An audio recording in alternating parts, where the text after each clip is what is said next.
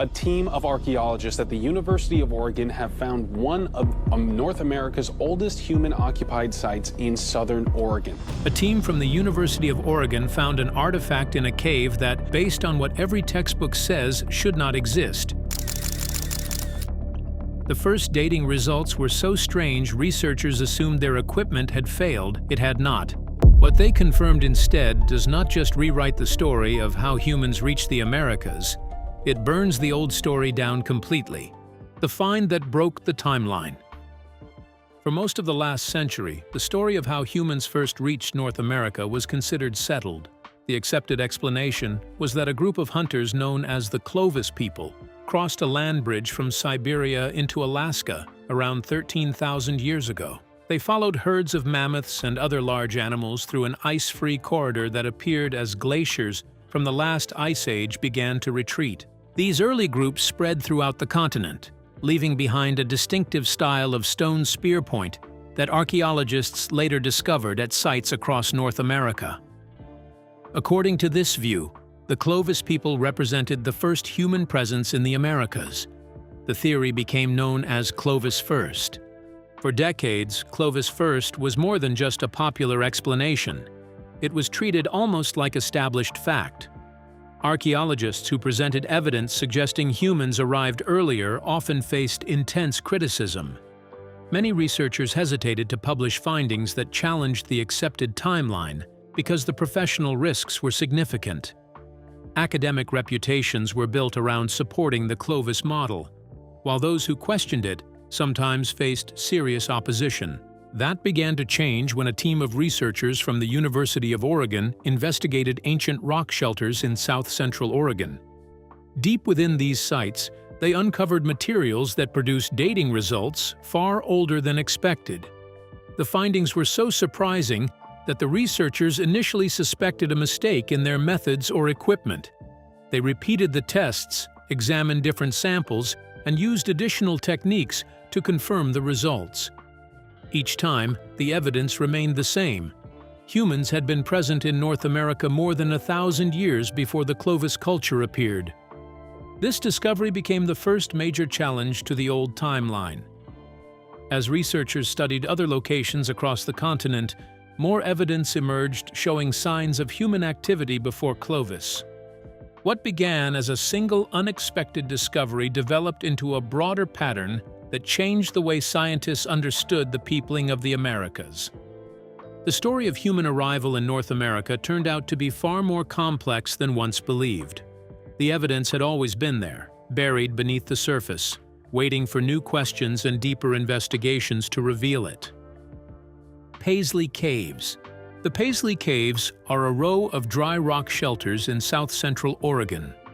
Researchers had known about the site for decades before the discovery that changed everything. The site had been examined before, but earlier digs had not gone deep enough, and the prevailing assumption that nothing could predate Clovis meant that researchers were not looking as hard as they might have otherwise. The team from the University of Oregon decided to excavate the deeper layers of the cave that earlier digs had left undisturbed. What they found was not a tool. It was not a weapon. It was preserved human waste, known by the technical term coprolites. This might sound like an unglamorous discovery, but it turned out to be one of the most scientifically valuable kinds of evidence available to archaeologists. The dry desert air of the cave had kept the organic material intact for thousands of years, preserving it in a condition that allowed for genetic analysis that most ancient organic material simply does not survive long enough to provide. Researchers extracted mitochondrial DNA from the preserved material and successfully sequenced it. The results were clear. The DNA matched founding haplogroups associated with Native American populations, specifically groups known as A2 and B2. This was not evidence of some failed or extinct branch of early humans who never contributed to the modern population. This was a direct genetic link to the ancestors of modern indigenous peoples living across the Americas today. The dating of the material itself, conducted using accelerator mass spectrometry, placed it at more than 14,000 years before the present. That is at least 1,000 years before the Clovis people were supposed to have arrived in North America at all. This kind of dating is considered one of the most reliable tools available to archaeologists working with organic material. Accelerator mass spectrometry measures the decay of radioactive carbon atoms directly, allowing researchers to date even very small samples with a level of precision that older carbon dating methods could not achieve. When a team runs this kind of test once and gets a result that contradicts decades of accepted theory, skepticism is reasonable. When the team runs it again, on different samples, using different machines, and gets the same answer, the explanation that the equipment simply malfunctioned stops being credible.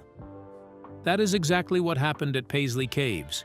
The team did not rest on a single surprising result.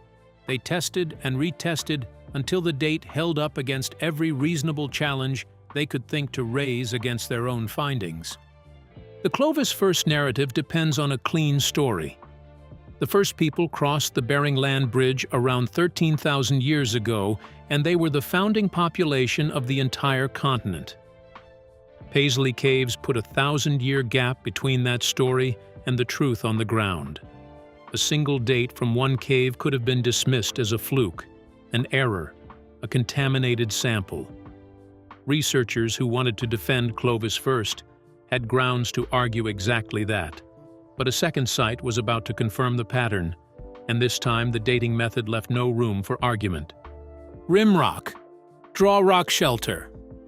About 70 miles from Paisley Caves, outside the small town of Riley, Oregon, a separate archaeological dig had been underway since 2011.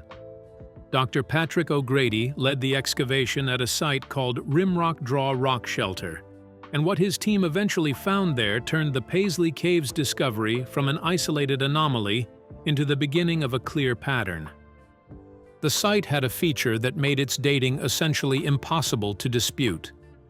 A layer of white volcanic ash, deposited during an eruption of Mount St. Helens, roughly 15,400 to 15,600 years ago, ran through the stratigraphy of the site like a geological clock. Volcanic ash from a known eruption is one of the most reliable dating tools available to archaeologists, because the eruption itself can be dated independently through multiple methods, and the ash layer it leaves behind provides an unambiguous marker in the soil. Anything found below that layer of ash is demonstrably older than the eruption. There is no serious argument against that rule. It is simple physics and geology. Beneath the ash layer at Rimrock Draw, O'Grady's team found something extraordinary. Tooth enamel from extinct megafauna, including a species known as yesterday's camel and the ancient bison antiquus, dated to roughly 21,000 to 22,000 years ago. These were animals that had not walked the earth in thousands of years, and their remains were sitting in a layer of soil that predated the volcanic ash by a significant margin. 10 centimeters below those animal teeth, in a layer that was therefore even older, the team found a human tool. It was made of orange chalcedony, a fine-grained stone well suited to careful shaping, and it had been crafted with remarkable versatility. The tool had a curved cutting edge, a flat scraping edge, and a serrated edge, functioning like a kind of prehistoric multi-tool. Researchers came to think of it as a Swiss Army knife from the Ice Age. The serrated edge of the tool showed a particular kind of wear that told its own story. It was polished smooth from repeated use over what appeared to be a long period of time. This was not a tool that had been made, used once, and discarded. It was a personal possession, carried and used again and again by someone who depended on it. O'Grady ran the dating test on the layer twice because the implications were significant enough that he wanted to be certain before publishing anything. Both tests confirmed the same result. The tool was at least 18,000 years old, sitting in soil that itself was confirmed older than a volcanic eruption dated independently through geological science. A different kind of tool entirely. What made the discovery at Rimrock Draw even more significant than its age alone was the style of the tool itself. The orange Chalcedony multi-tool did not look anything like a Clovis point. It belonged to a different tradition of tool-making entirely, one that researchers call the Western STEM tradition. This distinction matters enormously for understanding what the discovery actually means. If the tool had simply been an earlier, cruder version of a Clovis point, it might have been explained as an early prototype made by the ancestors of the Clovis people before they refined their technique. That is not what researchers found. The Western STEM tradition uses a completely different approach to shaping stone, producing tools with a different form and different functional design, and it predates Clovis tools by thousands of years. The implication of this finding is significant. A separate group of people, using a separate tool-making tradition, were already present and established in North America well before the Clovis people supposedly arrived through the land bridge corridor. This directly contradicts one of the foundational assumptions of the Clovis first model, which holds that all later tool traditions in the Americas descended from the original Clovis toolkit. If the Western STEM tradition predates Clovis and looks nothing like it, then Clovis cannot be the root of the entire family tree of early American tool-making. There was already a different branch growing before Clovis showed up at all. Two sites, 70 miles apart, both producing evidence that predates Clovis by more than 1,000 years, using completely independent dating methods, is not the kind of pattern that can be explained away as coincidence or contamination.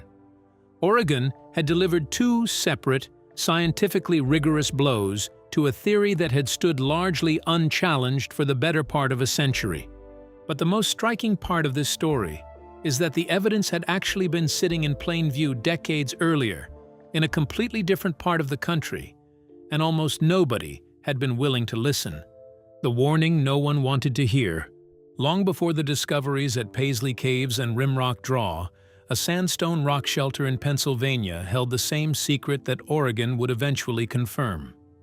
The site is called Meadowcroft Rock Shelter, and its story is a difficult lesson in how scientific consensus can resist evidence even when that evidence is solid. The first hint of what the site contained came in 1955, when a local historian named Albert Miller pulled artifacts out of a groundhog hole on his property. Miller recognized that what he had found was significant, and he eventually connected with archaeologist Jim Adovazio, who began a serious excavation of the site in 1973. What Adovazio found at Meadowcroft was a site that had clearly been used by ancient travelers for an extended period of time. The rock shelter provided comfortable, reliable protection from the elements in a way that made it an obvious stopping point for people moving through the region. Researchers came to think of it informally as a kind of prehistoric Holiday Inn, a known, dependable place to rest along a well-used route. Adovazio dug deeper into the site's stratigraphy than most researchers working in North American archaeology had been willing to go at the time. What he found in those deeper layers was clear evidence of human presence dated to between 16,000 and 19,000 years ago, thousands of years before the Clovis people were supposed to have set foot on the continent. When Adovazio published these findings in 1980, the response from his colleagues was not careful scientific scrutiny conducted in good faith. It was an attack. Researchers who had built their careers and their academic standing on the Clovis first model pushed back hard, and the resistance to Adovazio's findings became severe enough that researchers later gave it a specific name: Clovis primacy syndrome.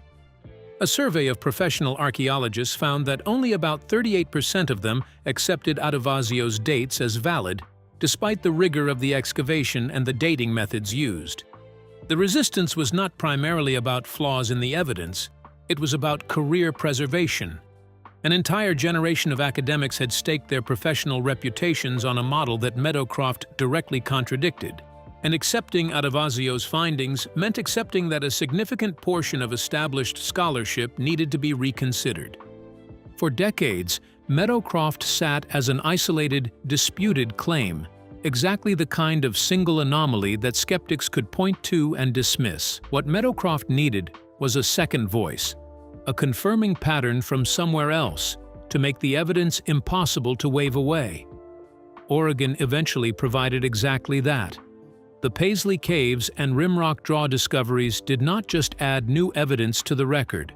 They vindicated work that had been sitting, disputed, and largely dismissed for more than 40 years. Footprints in an ancient lakebed.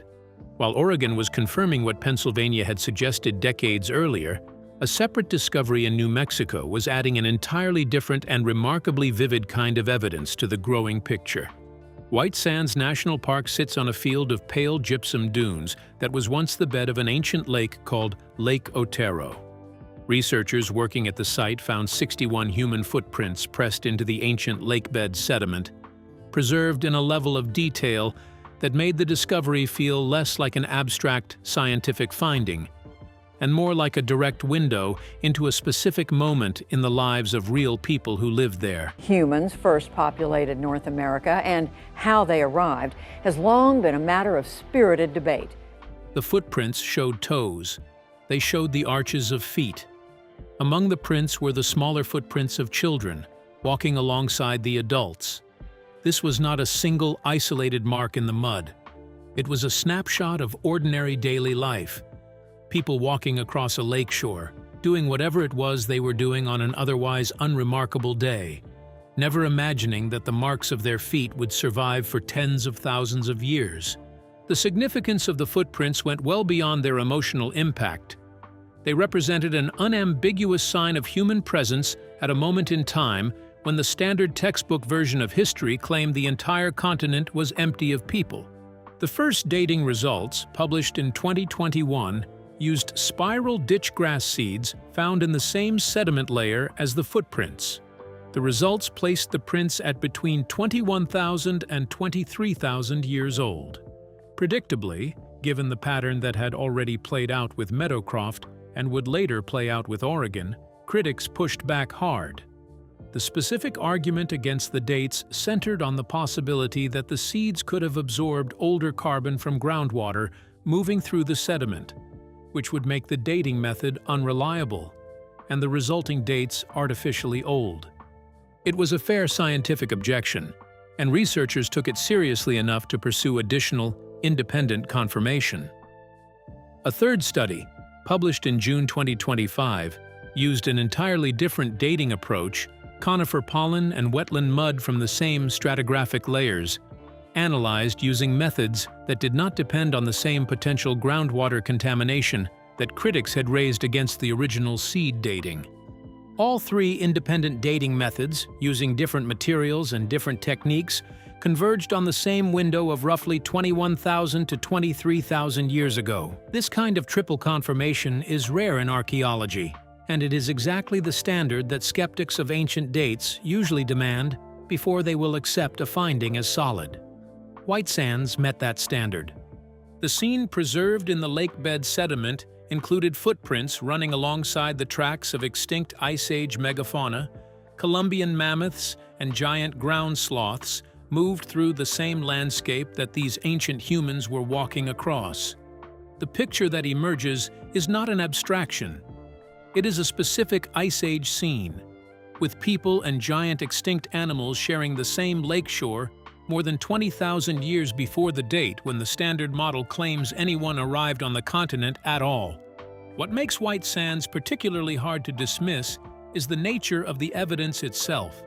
A stone tool can theoretically migrate through soil layers over time, shifting position due to erosion, animal burrowing, or other natural disturbances, which is one of the arguments skeptics sometimes raise against tool-based dating.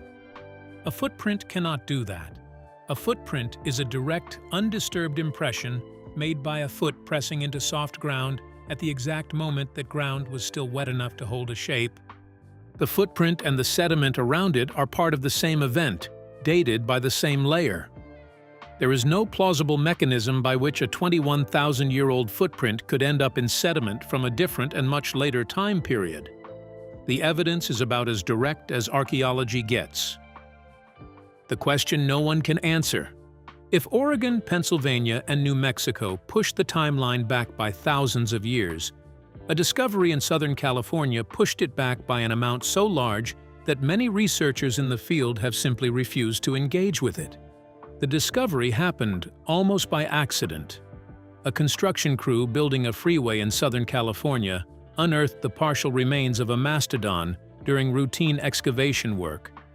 What might have been treated as a simple paleontological find, interesting but not historically significant, turned out to be something considerably stranger once researchers examined the bones closely.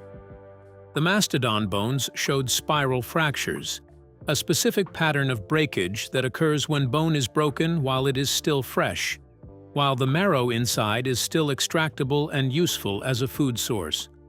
Bones do not naturally break this way through erosion, weathering, or the simple passage of time. Spiral fractures in fresh bone are a signature of deliberate processing, typically associated with someone actively working to extract marrow for food. Scattered among the mastodon bones, researchers found 5 large stone cobbles that showed clear signs of having been used as hammerstones and anvils. The cobbles were heavy enough that natural water movement could not plausibly have transported and arranged them in the configuration in which they were found. Their presence, combined with the spiral fractured bones, painted a picture that was difficult to interpret as anything other than deliberate tool use by someone processing a mastodon carcass for food.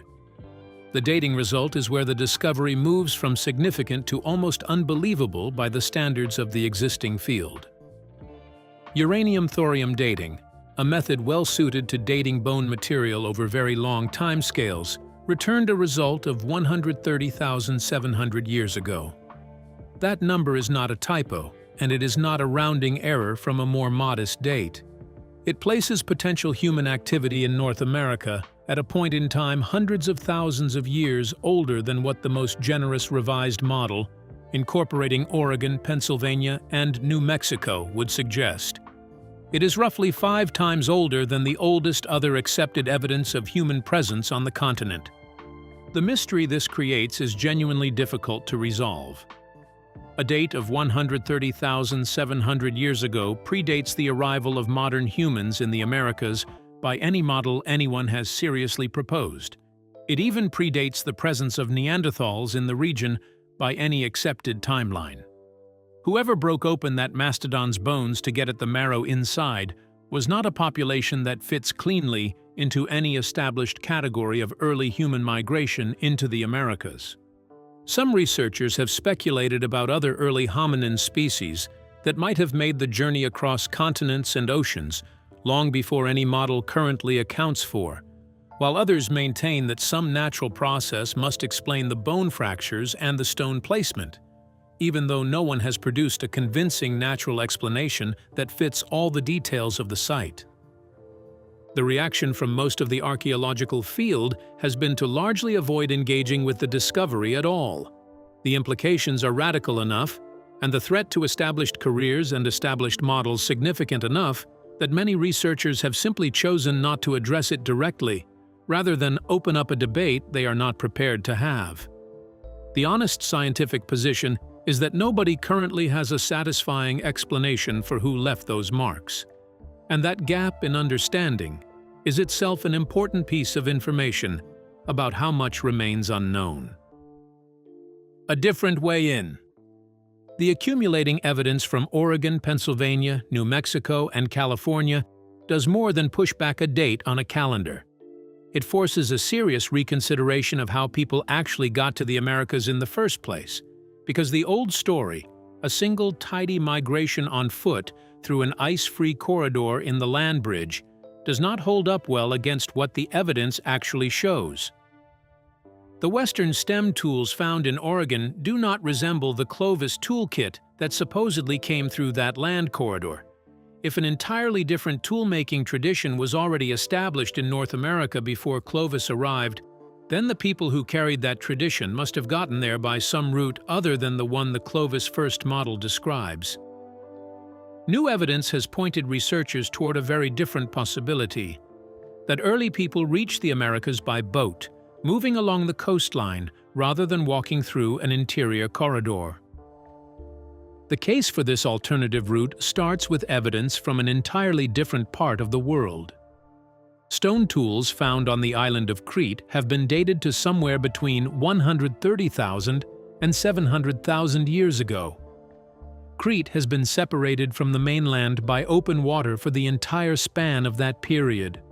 The only way early hominins could have reached the island and left tools behind is if they had some capability for crossing open water, meaning that the technology and the capability for sea travel existed far earlier in human history than most models have assumed. If hominins were capable of building seaworthy vessels and traveling across open water hundreds of thousands of years ago, then the idea that early people reaching the Americas would have been limited to a single overland route becomes much less certain. A coastal migration route, hugging the shoreline by boat rather than walking through an interior ice corridor, becomes a serious alternative. Genetic evidence supports this possibility directly. A specific mitochondrial DNA haplogroup known as D4H points toward a migration originating from the northern coast of China around 26,000 years ago, with movement that appears to follow a coastal route rather than an interior path. People moving by boat along a coastline could travel much further, much faster, and reach much earlier dates than people walking overland through unpredictable interior terrain. Under this revised model, the land-based wave associated with the Clovis people arriving around 15,000 years ago were not the first people to set foot in the Americas at all. They were latecomers, arriving by a different route to a continent that had already been settled for thousands of years by people who had come earlier, by sea, along the coast. What is left of the old story? Putting all of this evidence together produces a picture of early American history that looks almost nothing like what most people were taught in school. The tidy, simple story has not survived contact with the evidence. The first Americans were not the single founding population that the Clovis first model describes. Multiple groups, using different tool-making traditions and likely arriving by different routes at different times, appear to have been present on the continent well before Clovis ever existed as a distinct culture. They did not arrive when the standard model says they did. Paisley Caves pushed the timeline back by at least 1,000 years. Rimrock Draw pushed it back by thousands more. Meadowcroft, ignored for decades, confirmed dates in a similar range using a completely separate site on the opposite side of the continent. White Sands pushed the confirmed date of human presence back past 20,000 years using 3 independent dating methods that all agreed with each other. And the Cerruti Mastodon site, whatever it ultimately turns out to mean, raises the possibility that some kind of human activity in the Americas may go back more than 130,000 years, a number that the field has not yet found a way to comfortably absorb. They may not have even arrived primarily on foot. The evidence from Crete demonstrating ancient seafaring capability, combined with the genetic signature pointing to a coastal migration route from northern China, suggests that boats may have carried the earliest American populations along the coastline long before any land-based group walked through an interior corridor. Oregon's role in this story is significant because it provided the kind of evidence that is genuinely difficult to dismiss. DNA sequencing that connects ancient remains directly to modern indigenous populations. Volcanic ash that provides an independently dated geological clock. A personally used, well-worn stone tool sitting in a layer of soil that predates that volcanic ash. Together, this evidence did not just add one more disputed site to a long list of disputed claims. It provided the confirming pattern that turned isolated, dismissed findings like Meadowcroft into part of a coherent and undeniable picture. The question that remains genuinely open, and that nobody currently has a solid answer for, is who broke open a mastodon's bones in Southern California 130,700 years ago, extracted the marrow, and then vanished from any record researchers have yet found. The honest answer for now is that nobody knows. That gap is not a failure of the evidence. It is an honest acknowledgement of how much more remains to be discovered. What is clear is that the continent was not the empty, unpopulated landscape that the old story imagined, waiting for a single founding population to arrive and begin the human story from scratch. It was already lived in by people whose full story has not yet been told, going back much further than anyone in mainstream archaeology was prepared to admit until the evidence from places like Oregon made the old story impossible to maintain.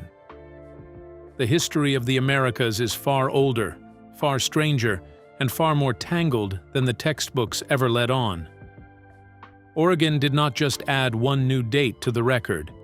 It confirmed a pattern that researchers had been dismissing for decades, and it opened the door to questions about boats, coastlines, and a mastodon site in California that nobody has fully explained. The next discovery could rewrite this story again. Subscribe so you are there when it happens.